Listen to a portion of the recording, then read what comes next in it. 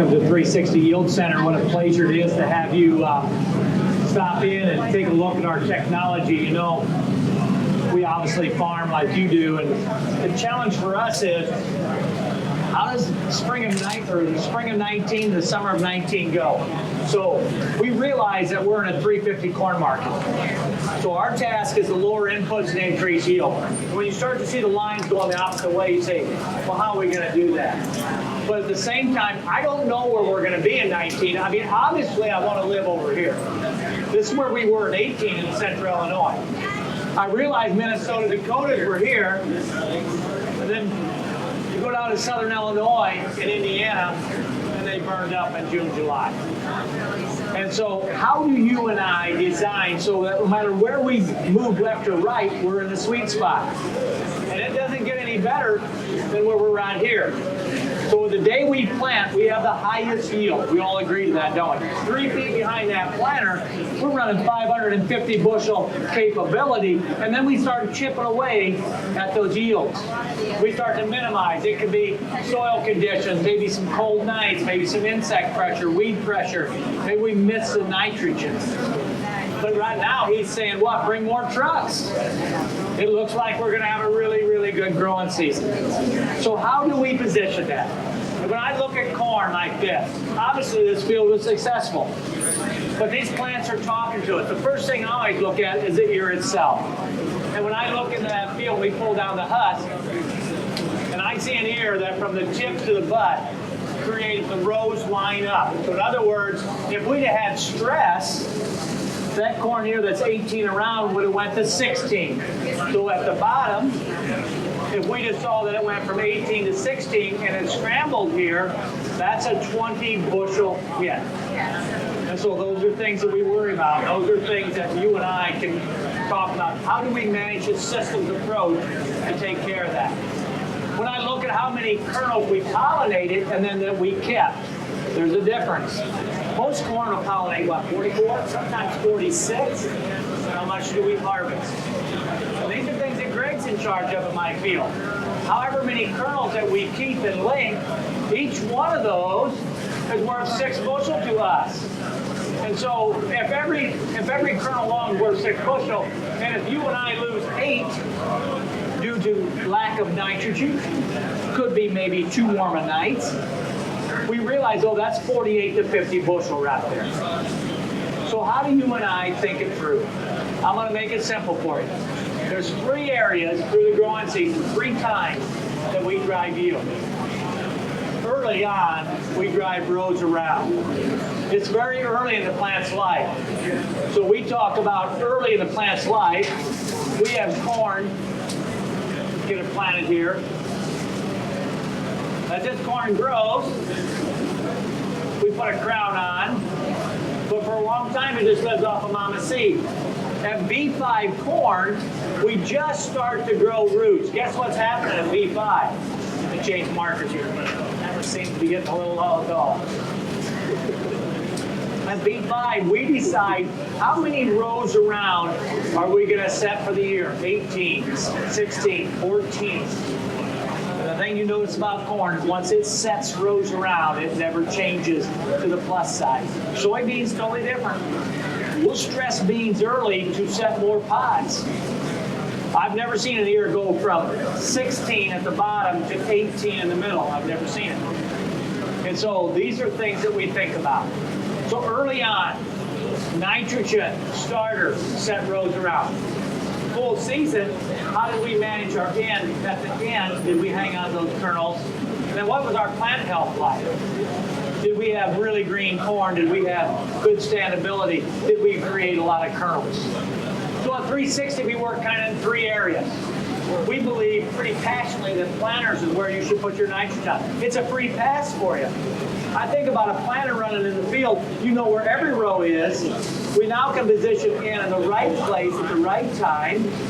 The tractor pass doesn't cost us anything. We're still going to plant corn. So hours on the tack, fuel, labor, all that's there. So if I can design a simple attachment that does no harm, this is really where it starts to make sense. What about starter? We'll talk the starter pay. And then can we come in later entire season and add value by putting more nitrogen on and not putting it all on at one time. Now, the amazing thing is corn just grows. It doesn't matter where you live here. You say, well, I just had growers here from Carolina and Tennessee and Nebraska. It doesn't matter what state you live in.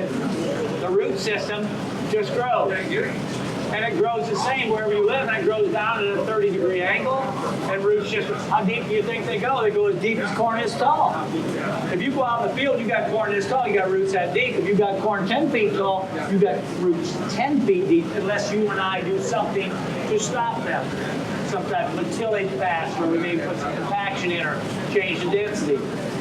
So if I'm going to come out and put nitrogen on this plant, where would I put it? Now, we believe that banding nitrogen is 2x the value over broadcast.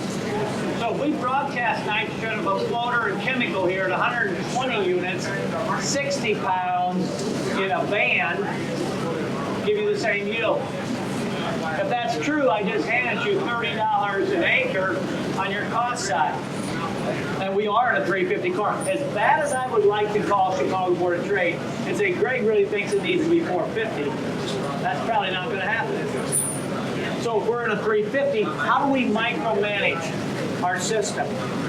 I will take this $30 right out of the gate, and we talk about the value here.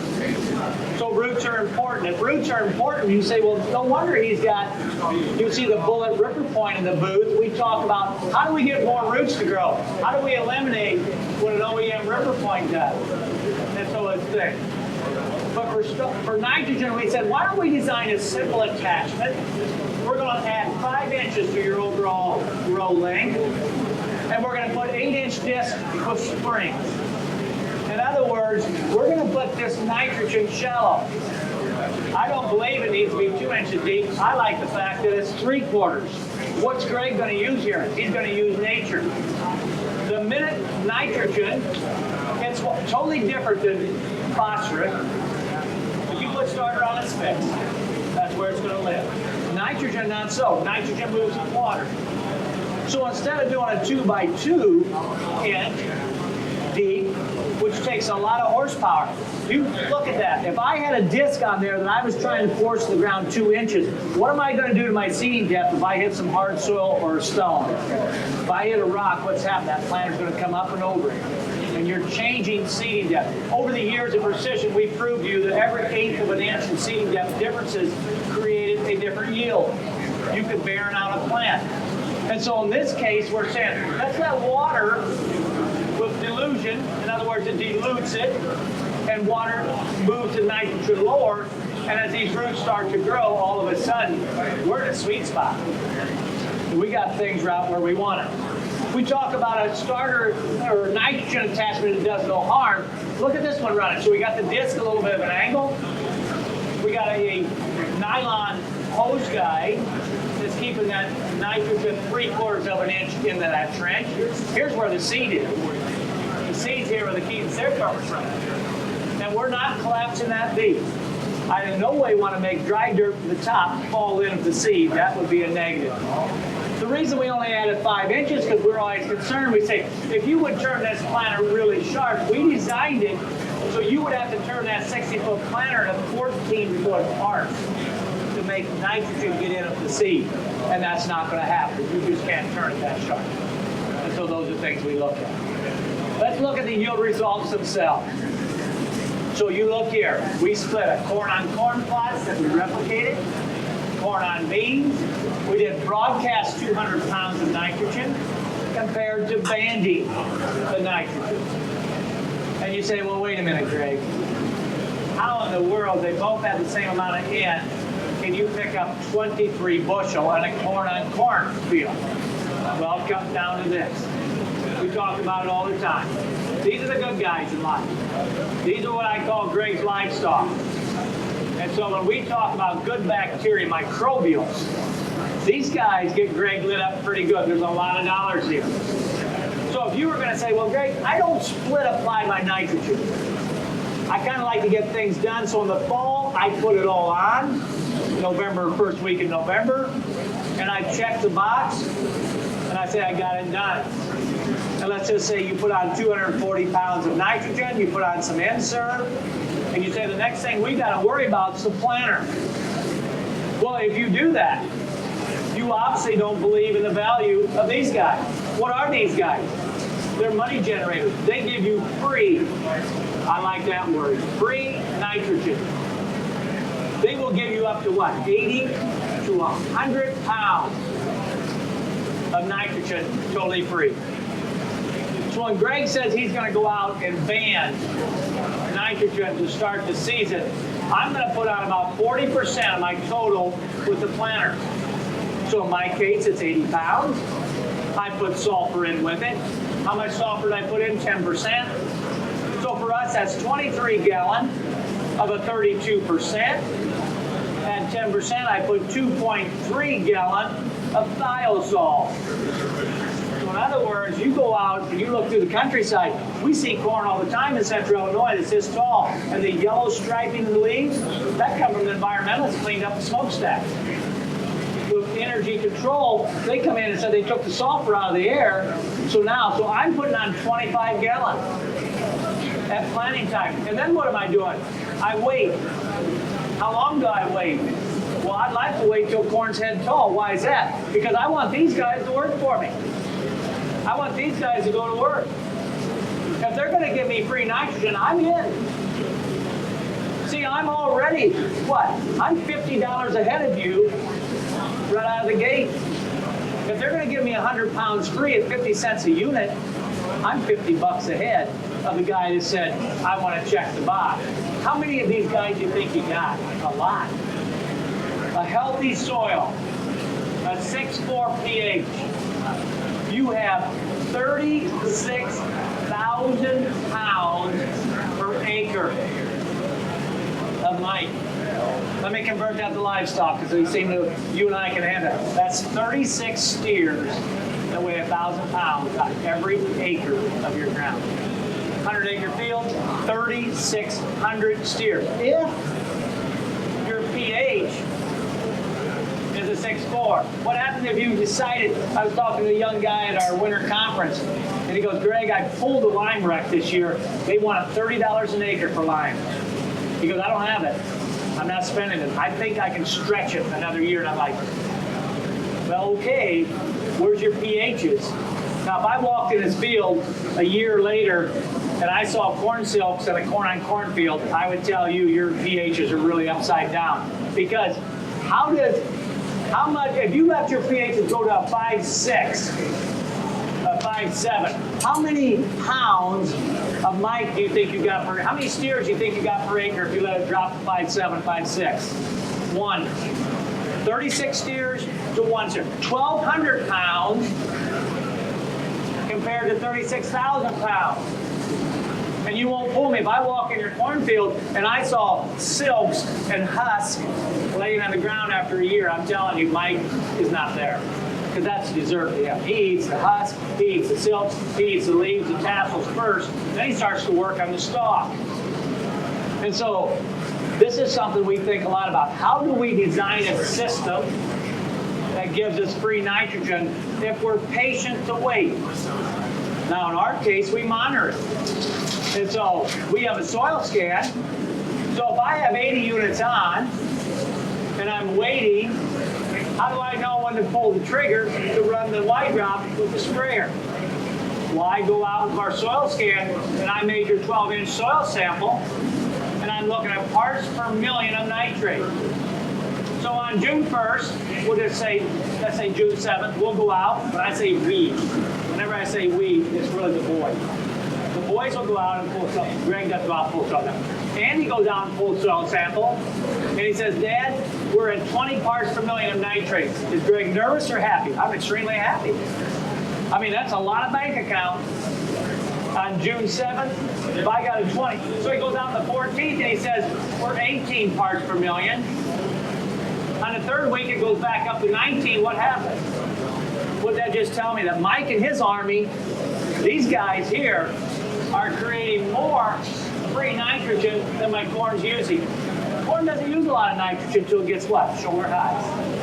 25% of your total needs up to head height corn. And after that, she kicks into overdrive. You need 75% when you're putting on calcium, silk, and ears, and kernels, and you're producing. And when I see it get down to 10 parts per million, the key goes on the Hagee. We're in with wide drop, and we're going to finish the race, and we're going to put our nitrogen out. So let's go back to this question. Where did the 23 bushel come from? This field had what? The previous year was corn. That plot was averaging 267. That's a lot of corn across the top. And we come and we put broadcast nitrogen on. Mike and his team's #1 job is to do what? Eat residue. That's what their job to do. They burn nitrogen as jet fuel.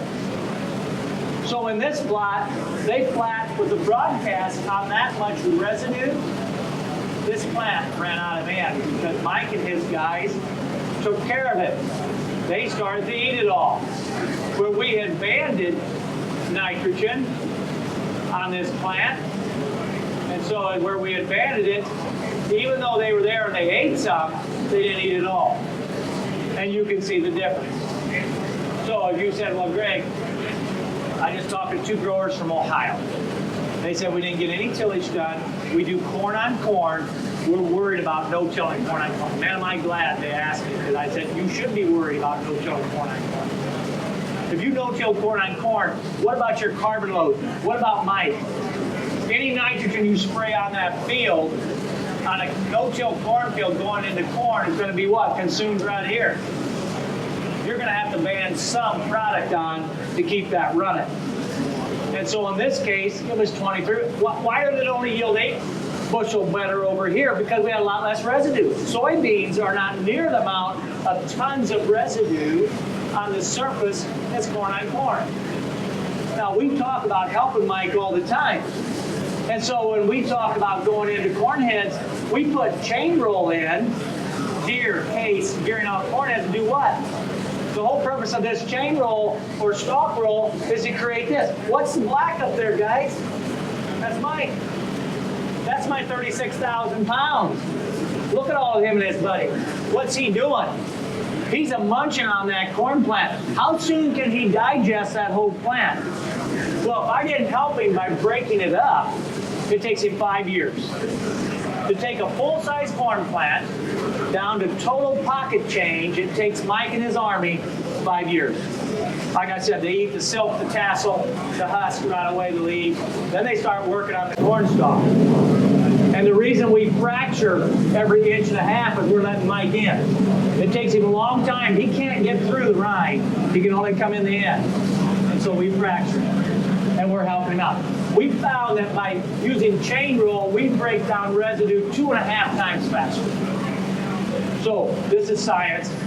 Your corn on corn is worth $100 to you per acre and value per lifer. If it takes you 5 years, you get $20 back a year.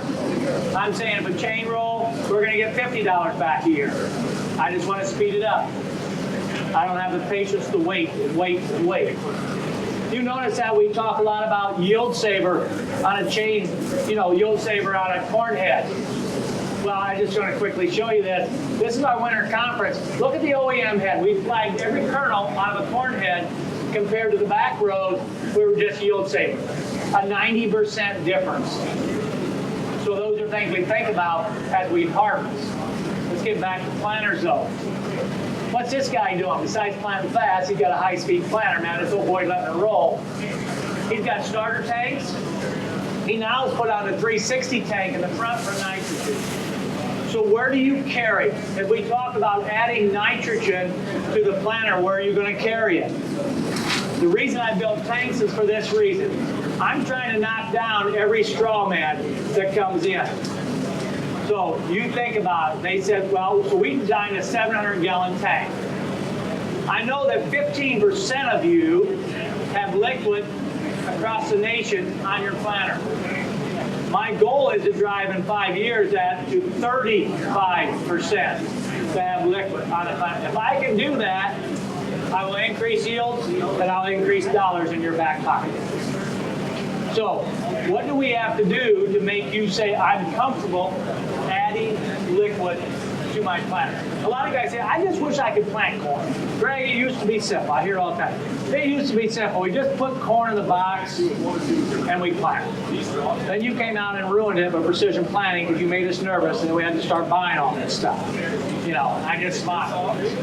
So, how long will that last? So, Greg, I told you I put on 25 gallons an acre, so I can only go 30 acres, and I'm looking for what? I'm looking for trust. And so the guy said, well, I just don't want to stop that often. So we didn't stop inventing. We said, well, why don't we just bring it and something as simple as a gator. So in this case, I'm bringing 300 gallon here. We hook into the planter on the move. Now in less than 3 minutes, we've kept the tractor a lot lighter. We only dropped 300 gallon, so now the tractor weighs a lot less. We talk about all the time the yield drag in the center of a CCS planter. So in this case, we brought 300 gallon. That guy, this is the guy who used to sit in the truck in the headlands on the ditch bank. He just sat in there and waited for us to pull up again. Now I got him out working. That simple little gator attachment. We got ourselves doing what? 30%. 30% more acres per day. And you know and I know that you can't plant enough corn on the right day. Well, on the wrong day, you can plant too much, can't you? You wish you broke. What is the right day and the wrong day? Well, it's all due to soil temperature. 55 degree soils and up, you probably should be planting corn. If I called you and I called him and he said, you know what, it's 60 degrees here and I'm planting corn, would I be nervous? Oh yeah. I know that it's 10 degrees different from air temperature to soil temperature. That tells me that his soil temperature is 50. I wish he was planting beans instead of corn. I'm nervous about corn in 50 degree soil. We can talk about it a little bit. So, if we put liquid on the planters, now we can bring starter or 32% or 28%. And you say, well, Greg, why in the world would I want to put starter? I got a farm that has a lot of manure, so I got really high fertility. Why would I go out and spend $28 more an acre on starter? That's a great question. Well, you realize as we plant this little seed, as that little radical root comes out, you know it's going to feed about a quarter inch away from the seed. What's he looking for? Phosphate. He has a real hard time pulling nitrogen water that mounts anything. But he's looking for feed to get this plant off and running earlier. So if you had a manure farm and you say, well, I have really high levels, let's exaggerate this soil particle. As this root comes by, if it's 65 degrees or less, guess what? That soil will not release that phosphate. That's on there until it gets to 65 degrees. Then it releases, then the root can pick it up. So you can tell me, well, I got a lot of manure. And I'll say, well, even though you have a lot of manure, you're going to have a plant here that's going to be behind. I'll tell you why you should probably be using starter though. I mean, that's good. Let's pretend he's a one planter operation. He probably has two. Let's pretend he's one. Plant soybeans. Oh yeah, good. He does. How many of you believe that if you want to raise bean yields, you plant them earlier? Yeah.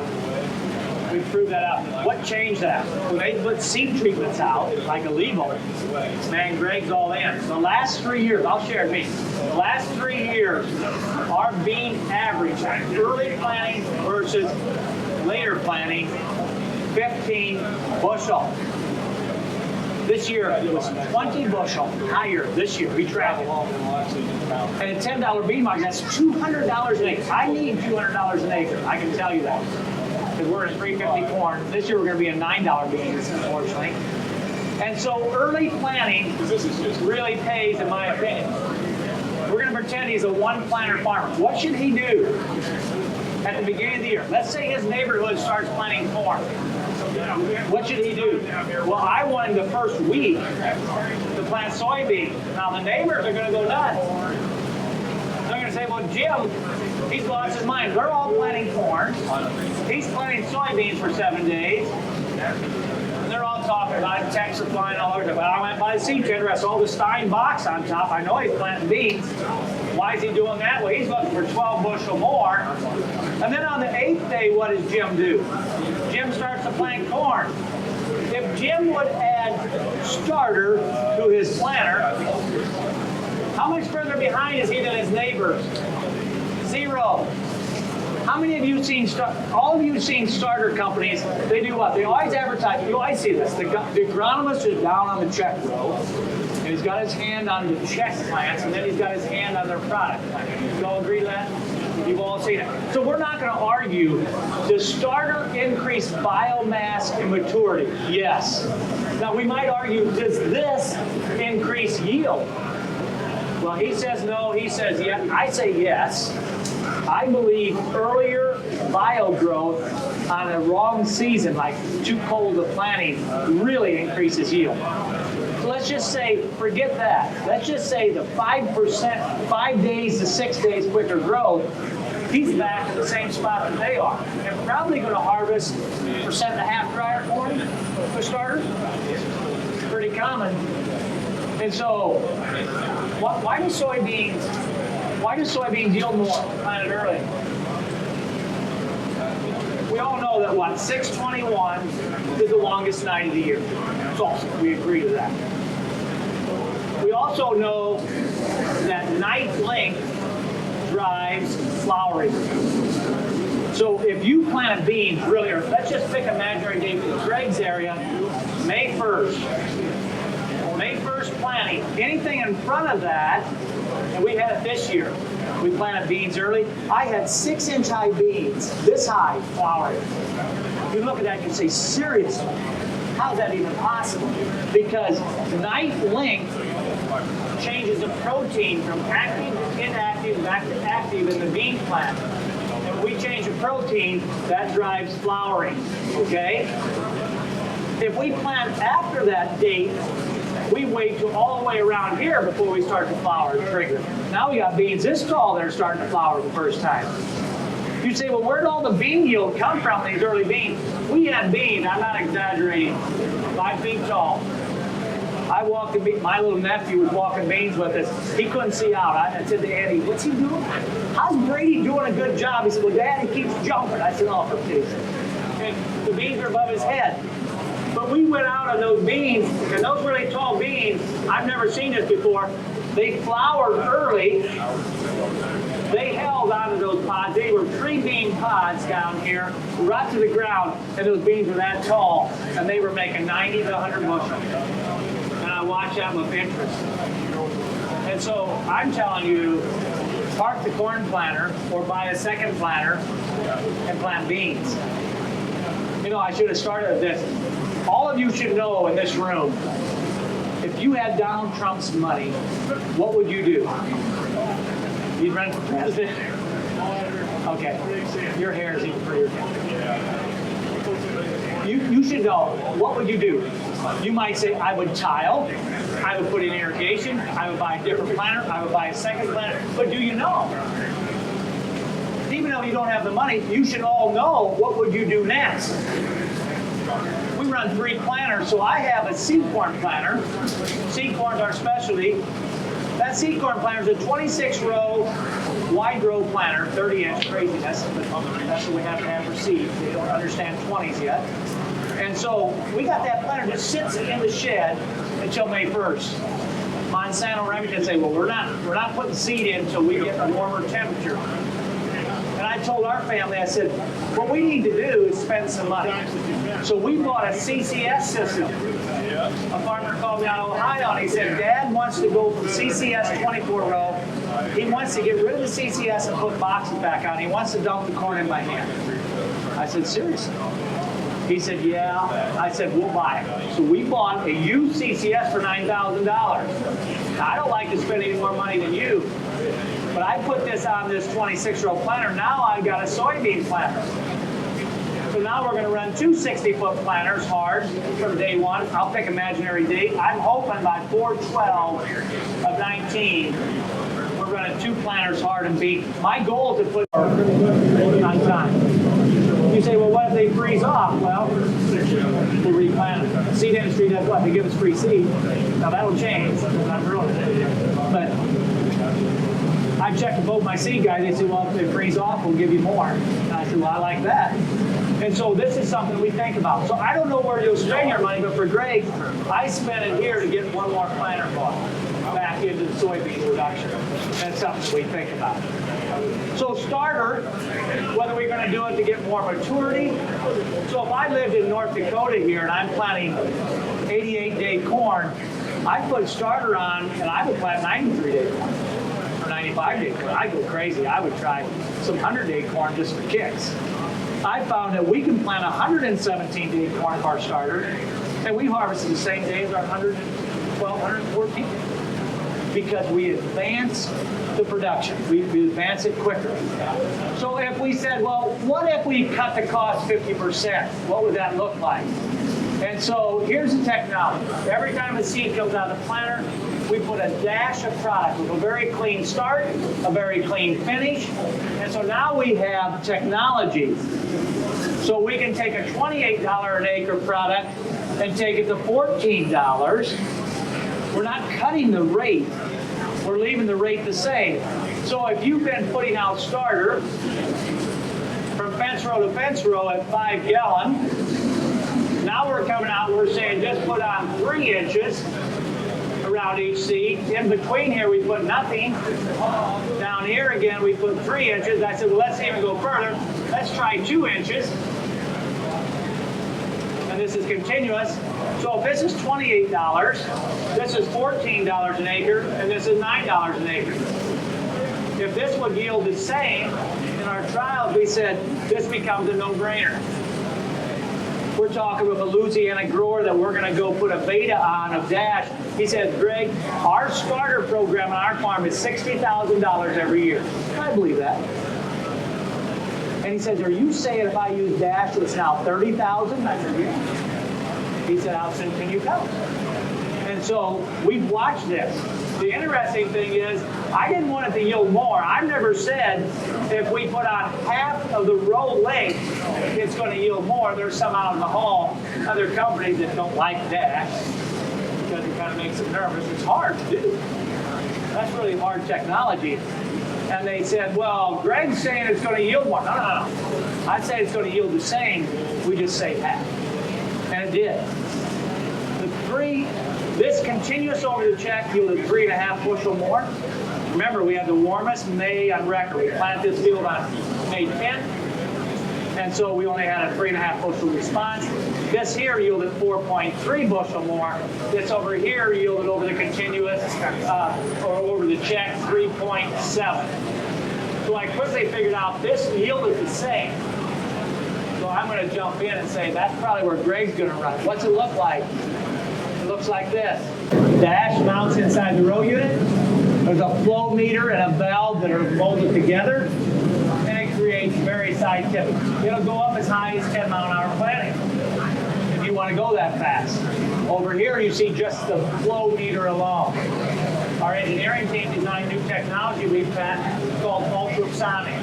We can measure the flow of the blue hose without ever touching the liquid. It's all sound waves. And it's things that we talk about. So we said these 3 things drive yield. Really, you'll hear Ken Ferry talk a lot about what hybrid puts on the most girth, what Flexier hybrid puts on the most length, and what hybrid finishes strong, what they call kernel depth. I'm going to simplify it for you because I don't think we can talk hybrids across 10 states. I'm going to say early drives girth, throws around, side dressing and late season end drive length, and then fungicide and the right amount of N at the end drive plant health, which drive kernel depth. So we started side dressing. And for years we put a colder in the center of the row, didn't we? And everybody said, well, that's a sweet spot, put it in moisture, protect it. And now Gregg comes out the last 4 years, they said, no, put your nitrogen on top, right next to the row. So we're saying you need to come out and you need to put it on right next. So this was the corn stalk. We're we're saying you need to put your nitrogen right here, right beside on top of the ground. That's going to be the best place to put it versus coming in here and putting it on with a colder. So the Soybean Association in Iowa, they do a lot of trials. They said, well, we want to check this. And so they said, we're going to put 70 pounds on planting. We're going to come back with 70 pounds of side dress. So all these checks had 70 pounds on a side dress. But they put this 2 inches deep in the center. So over here we had the wide drop again. And then they said, well, a lot of growers have their co-op has these new leader spreader boxes. That sure looks easy. I had a farmer just in here. He said, well, I sure like my spreader. He said, we just wing her out there, and where she lands, she lands. He said, it sure is easy. And I didn't say much. I should have showed him this. 25 bushel difference by having the right amount of nitrogen at the right space. Because you have a root system here. And so it doesn't take much. You talk about all the time. Let's draw a corn plant. You know how God created corn. See, I'm not an evolutionist. I know God created it because if we get any dew at all, what happens? The dew runs down the leaf. All of you have heard about stem water. Stem water is what? That's when you get any kind of a dew, you get mud around the stem of that plant. If we're putting nitrogen there, it quickly gets down into the root system. This year, if you had 1/10 of an inch of rain overnight, how much water do you think the root system sees? 8x. That's 8/10 of an inch, almost an inch of water to the root. That's just how it's created. That's just how it works. And so I look at this and I say 8.5 bushel better here. So this was 8.5 better than white drop. Well, that all comes from understanding if we put nitrogen in between a 30-inch row out in here, how deep do you think water has to take the end before the first root intersects it? 13 inches. So it doesn't surprise me that they saw a greater response when we put it right above the root. We know for a fact we'll get 25% more nitrogen uptake with white drop than a cold. Check with me because I get this question all the time. Guys say, well, what if it never rains, Greg? Barry's out there checking on this Farm Reform Journal. 41 days with no rain. No rain for 41 days. And they had wide drop versus colder. What's he say? 10 bushel. So in other words, he talks about stem water. He calls wide drop stem water placement. And I understand why they do that. Because that's what we just talked about. And so these are things I get excited about. But I talked about our program. So what would be ideal? I want the season to go as long as it can and I gain knowledge. How wet, how dry, how hot, how cold. Then I react. This young man here for years did a once and done system. He would come in and put all of his nitrogen on and then he'd plant corn. And this year he bought a Hagee with wide drop. And so he changed his system. What did he do?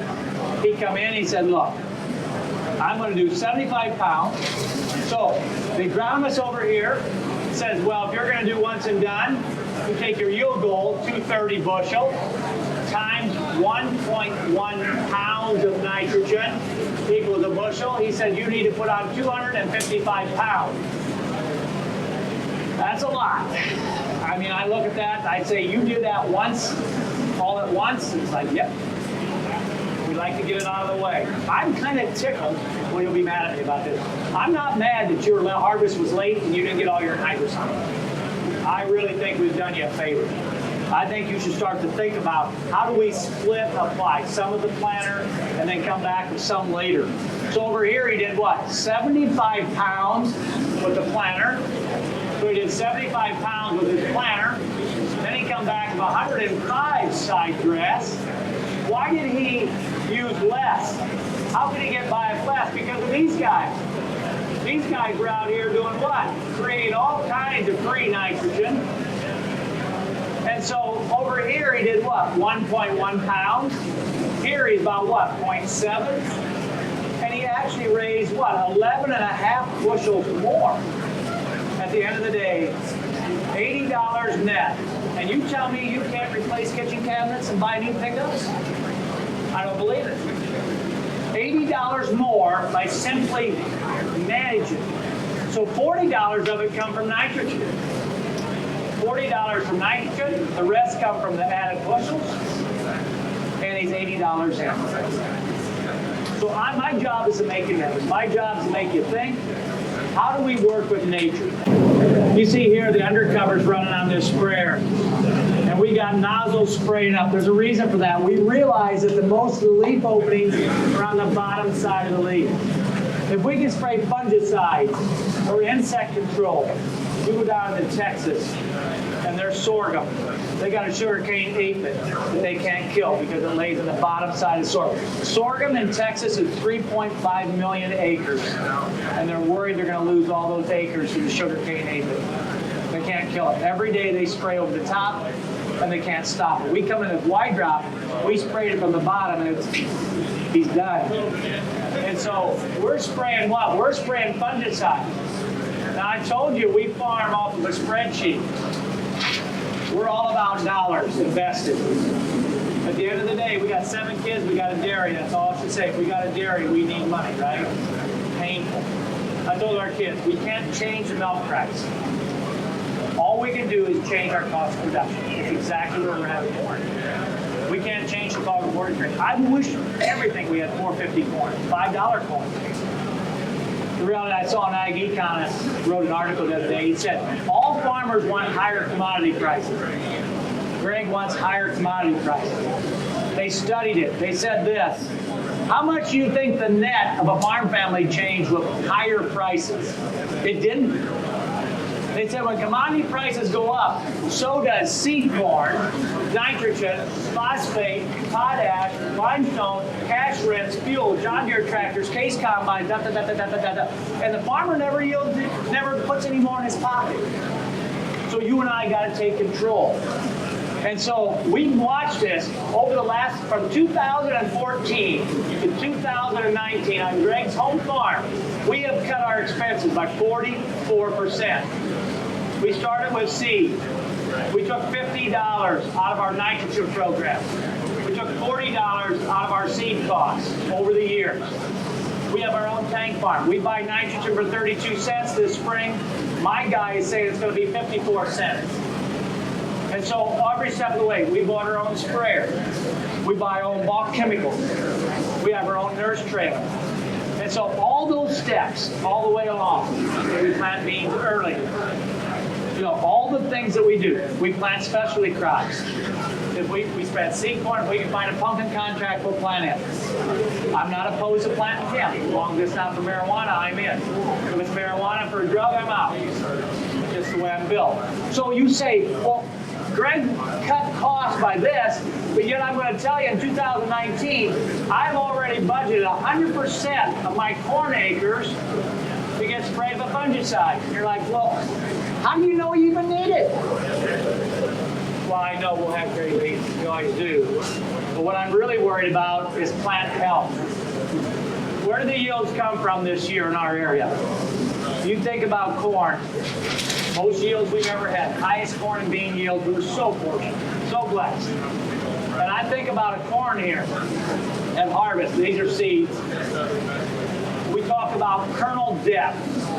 We talk about hybrids that are good at adding yield at the end. All we're saying on Stay Green, corn that has fungicide is healthier. It stands longer. So I'm not telling you we're not shopping for better fungicide. I found a fungicide for $10 an acre at 15 ounces. It's just like Headline Amp. It's a generic. I'll admit it. It's called Gold Rush.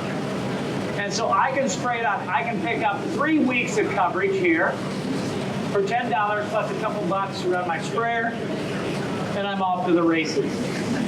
So let me just show it this way. 220 bushel corn. If you took a metal 1 bushel container, it holds 90,000 kernels.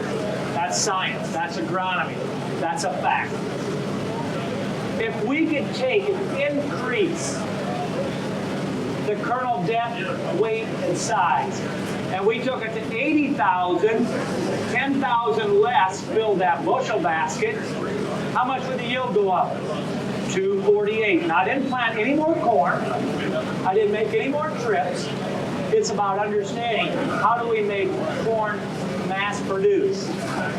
We had corn that went 290. Realized that was 67,500 kernels in the same bushel basket where other people were getting 90,000. This is what we're driving at. Raising yields, lowering costs, understanding though, fungicides add what? They add value. They add more standability, they add more plant green. The stay green in this corn, John put it out on Facebook. He told him it was yielding 23%, and it lit up the whole Facebook crowd. I like lighting them up anyway. I get a kick out of Facebook. You know, I watch social media. For someone my age, it's just the most fascinating thing. I enjoy it immensely. And so I watch this, and so these are the things you think about. You know, we can talk a little bit about, if you're a professional farmer, and I think you are, first of all, you wouldn't be sitting here if you weren't a pro. And you say, well, what other things do you worry about, Greg? I like the suppliers we deal with, but I trust no one. I try to bring as much information into me as I can. So when I buy seed corn or seed beans, we send it to the seed lab. The reason I send it to the seed lab, I'm trying to check if I can get it spelled right. So for $43 a sample of every genetic, I get three things. So I used to send it out to North Dakota, Brookings, Dakotas, and Midwest Seed Lab, but now I can send it over to the University of Illinois in Champaign. John, what's it called? Illini? You don't remember? Illinois Seed. What is it? Illinois Crop Improvement is a lab? Oh, thank you. I appreciate that. So what are the three things I'm asking for? I want to know a saturated cold germ score. What's a saturated cold germ? It's different than what the bag says. Saturated means they kept it in wet sand at 50 degrees for 7 days. Then on the 8th day, they warmed it up to 80 degrees, and they counted how many grew. So when I write a check for seed corn, I want to know which ones are Eskimos and which ones are Florida beach bum. So my best corn this year was 99% saturated cold germ. This guy would grow out of an ice cube. My highest yielding, highest dollar corn list, $4.41 per bag list, 62%. Did Greg call up that company and say, you dirty rats, come and get this. I'm not buying any corn from you guys. No. I want it. It's my highest yielding in my test plots. All I'm going to do is plant it at the right time. So you realize when you put a seed in the ground, it's nothing to do with the soil temperature the day you plant it. You need to be thinking 36. I've conditioned myself. I'm watching my iPhone continuously while we're planting corn and beans. And I'm on Storm. I like that little weather service. And I'm looking at what, 36 hours ahead. I'm looking at, not today is what, Thursday afternoon? So I'm looking, what Saturday morning soil temperature is going to be? And so that's when this seed's going to take its first drink. And when it takes its first drink through the pericarp, what was the temperature of that water? It better be 55 degrees or higher. If you tell me it's 50 degrees, I'm telling you, you're going to have yields that are going to suffer. And so professional farmer, you measure it. What else do I ask for? I ask for accelerated aging. I just want to know if they sang happy birthday to my seed. If it's held over a year, I want to know. Doesn't mean I'm going to take it back. Just for my own surface, I want to know. And then I ask for a pericarp. A pericarp is how many fractures are in the seed coat. And they put it under a microscope, and they give me a score. And so my worst corn last year on this said 32% severe cracking, 40% on the same seed, moderate. Would Greg put starter on that seed? No. So out of the 14 different hybrids we planted, when we came to this one, we just shut the starter off. I'm trying to get every seed to grow. My theory is very simple. Every seed I plant, I expect an ear back. It's not asking much, right? 700 to 1 ratio. It's better than the stock market. 700x return, 700 kernels per one. If you don't have this information, how in the world are you going to farm? So I didn't plant this in a cold source. This guy here is the one we started with, 99%er. He can handle it. When we warmed up, and we got into May, the warmest May ever in Illinois, once we got to 60 degrees soil, we planted this guy, 100% of them grew. I didn't have any trouble. I would not have returned this corn. Gregg just empowered his team to know what to do next. So if you say, well, I'm not going to spend $43, that's a hassle. I don't want, do me a favor. Take a Ziploc baggie, a gallon baggie, every genetics you plant, dish some in it, and put it in your sweetheart's freezer. Put the bag tag in so you know the lot number. Just keep it in there until July 4th. Hopefully you'll never go back to the well and dig out that bag. So if you told me you planted 34,000 and only 27,000 come up, what are you going to do? You're going to call your seed guy. Seed guy's going to come out. What's he going to say? Well, he's going to say, well, Jim, what chemical did you use here? Did you seed treat this with anything different? What insecticide did you put on? Oh, the insecticide on the seed row? And you have all these questions, and all you need to do is say to your seedman, I have a sample of seed. What we're going to do is I'm going to give you half. You send it to the seed company. I'm going to send mine to the seed lab, and we'll talk in 2 weeks. And that empowers you to protect yourself.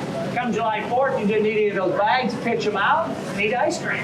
I mean, this is what you do as a professional farmer. You check yourself all the way along. You have to know. And so we enjoy having you come into 360.